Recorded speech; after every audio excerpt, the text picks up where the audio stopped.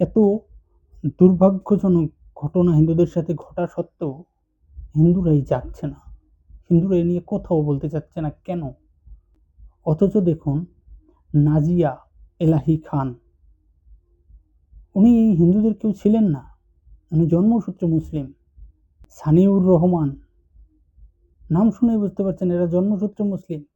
এরা আজকে বাংলার হিন্দুদের জাগানোর জন্য নিজেদের সবকিছু পরিত্যাগ করছে। সানিউর রহমান সে তার সমস্ত কিছু পরিত্যাগ করে সে আজকে সত্য সাধু বা সত্যনিষ্ঠ আর্য নামে হিন্দু ধর্ম গ্রহণ করে মানুষকে বোঝানোর চেষ্টা করছে। সে জীবনের মায়া না করে, জীবনের প্রতি কোনো পরোয়া না করে সেই বাংলার হিন্দুদের জাগানোর জন্য সমস্ত রকমের চেষ্টা করছে। অথচ আমরা তারে শুনছি কই? সে একজন বিধর্মী থেকে সে আমার ধর্মকে ভালোবেসে আজকে আমার ধর্মের লোকজনকে জাগানোর চেষ্টা করছে। সে কিন্তু বলছে না একবারও যে তুমি জঙ্গি গোষ্ঠী তৈরি করো, তুমি অমুকরে মারো, তমুকরে মারো। আমরা কেউ বলি না হিন্দুদের। আমরা বলি তোমার নিজের অধিকার জাগিয়ে তোলো, তুমি নিজেরে জাগিয়ে তোলো। তোমার প্রতি কেউ অন্যায় করলে সেটা প্রতিবাদ করো, এটা বলা নিশ্চয়ই অন্যায় না। আজকে সেই ছানিউর রহমানের প্রতি সবাই ক্ষিপ্ত। কেন? কারণ সে হিন্দুদের জাগিয়ে তোলার চেষ্টা করছে। আর আমরা হিন্দু যারা, তারা না নিজেরা জাগছি, না তার কথা শুনছি। কেউ কথা শুনেও আমরা জাগার চেষ্টা করছি না, নিজেরা দেখেও জাগার চেষ্টা করছি না। আসলে হিন্দুরা বসে থাকি কখন আমার পিছনে আগুন লাগবে, তখন আমি দৌড় দেব। কারণ আমরা হিন্দুরা কোনোদিন পিছন ফিরে দেখারও চেষ্টা করি না যে আমার পিছনে আগুন লাগছে, আগুনটা নিভাই। আমরা দৌড়াই, পাগলের মতো দৌড়াই, কুকুরের মতো দৌড়াই।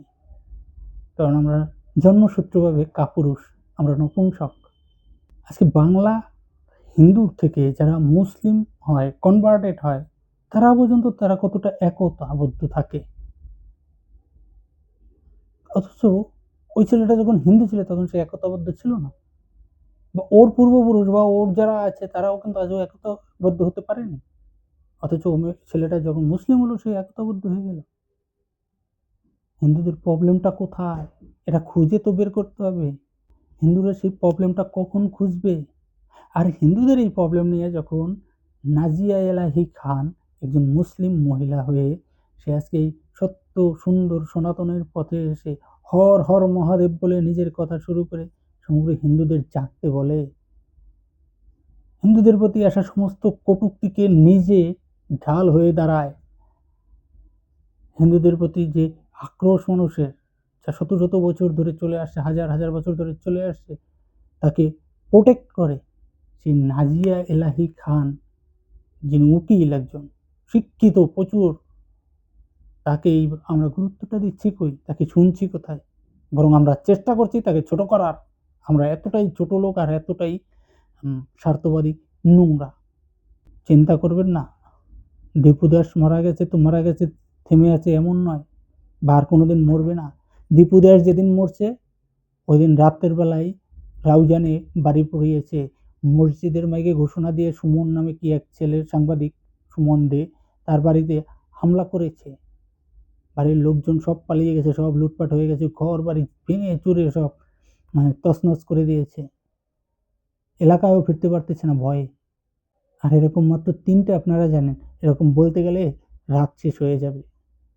প্রতিনিয়ত এটা হচ্ছে, আপনাদের কপালেও সেটা আছে। হয় আজ জাগুন। দেখুন আপনাদের জন্য অন্য ধর্ম থেকে মানুষ এসে আপনাদের এই কষ্ট, আপনাদের এই দুঃখ, আপনাদের এই নপুংসকতা দেখে তারা ঠিক থাকতে পারেনি। তাই অন্য ধর্ম থেকে এসে সেই ছানিউর রহমান, সেই নাজিয়া এলাহি খান আপনাদের জাগানোর চেষ্টা করছে। আজকে তাদের বিরুদ্ধে অনেকে কটূক্তি করে, তাদের হত্যার হুমকি দেয়, তাদের গ্রেপ্তারের কথা বলে, তাদেরকে জঙ্গি বলে। সেসবের প্রোটেস্ট করুন, কোনো না কোনোভাবে প্রোটেস্ট করুন, দাঁড়ান একজন আরেকজনের পক্ষে, দেখবেন আপনারই ভালো হবে, আমাদেরই ভালো হবে। আজকে দীপু দাসকে নিয়ে যে ঘটনাটা ঘটেছে, সবাই সেখানে যার যার মতো করে প্রতিবাদ করেছে, এইটাই আমাদের জানানো হচ্ছে। আসলে না, প্রতিবাদ সবাই করেনি। হাজার হাজার লোক আছে যারা সেই নৃশংস শুয়োরগুলোকে, সেই বরাহ শাবকগুলোকে, সেই দাতালগুলোকে সাপোর্ট করেছে সোশ্যাল মিডিয়ায়। তাও সবার চোখের সামনে তাদেরকে সাপোর্ট করছে যে দীপুরে মারা ঠিক আছে। কত বড় জানোয়ার এরা, চিন্তা করুন, কত বড় অসভ্য এরা। ঠিক তেমনি আর এক শ্রেণীর আছে যাদেরকে মডারেট বলা হয়। এরা হয়েছে সমাজের সবচেয়ে নোংরা এবং ভয়ঙ্কর, এই মডারেট নামক যারা। এরা যখনই এই ঘটনাটা ঘটলে, এরা যে কোনো ঘটনায় দেখবেন, এরা দেখবেন অস্ট্রেলিয়ায় দুজনে মিলে 15 জনকে মেরে দিয়েছে, তাদের কোনো ধর্ম নেই, তারা ভালো, নিরীহ ছেলে ছিল, এত বড় কাজ কিভাবে করলো এলাকাবাসী নাকি ভাবে যে এই ছেলে, লাজুক ছেলে দিয়ে সম্ভব? সেই এলাকাবাসীটা কে যে ভাবে এইসব? যে লোকটা 15টা-16টা লোক মেরে ফেলতে পারে, ওই জানোয়ারে নিরীহ, ওই জানোয়ার লাজুক, কোন এলাকাবাসী এটা ভাবছে? বরং ওর জন্য তো বমি করে সেই এলাকার লোকজন, যে অসভ্য জানোয়ার আমার এলাকায় জন্মগ্রহণ করেছিল। তো জন্মের আগে বাপ মা সহ 14 গোষ্ঠী মরে যাওয়া ভালো ছিল। কিন্তু আমাদের মিডিয়া শিখায় লাজুক। আর সেখানেই যখন আমাদের এই দীপু দাসের ঘটনাকে কেন্দ্র করে বাংলাদেশ দূতাবাস ঘেরাও করতে যায়, সেখানে পুলিশের নির্মম নির্বিচারে লাঠিচার্জ, আর সেই লাঠিচার্জে সাধু সন্তরা পর্যন্ত মাটিতে শুয়ে ঘোরাঘুরি খাচ্ছে, মার খাচ্ছে। সেইটা দেখে ওই পত্রিকা নিউজ করছে হিন্দু জঙ্গি। একবারও ভেবে দেখেছেন যে হিন্দুদেরকে কেন, বিবিসির মতো পত্রিকা কেন এইসব হিন্দুদেরকে জঙ্গি বললো? এরা জঙ্গি কোথায়? এরা গেছে অধিকারের কথা জানাতে, এরা গেছে একটা দূতাবাস ঘেরাও করতে, তাদেরকে জানাতে যে তোমরা এভাবে করো না, তোমরা অন্যায় করছো, তোমরা 1000 বছর যাবত এই নোংরামি করে আসছো, তোমরা এই নোংরামিটা আর করো না। এটাই তো বলার চেষ্টা করছিল। তাতে অপরাধটা কোথায় ছিল?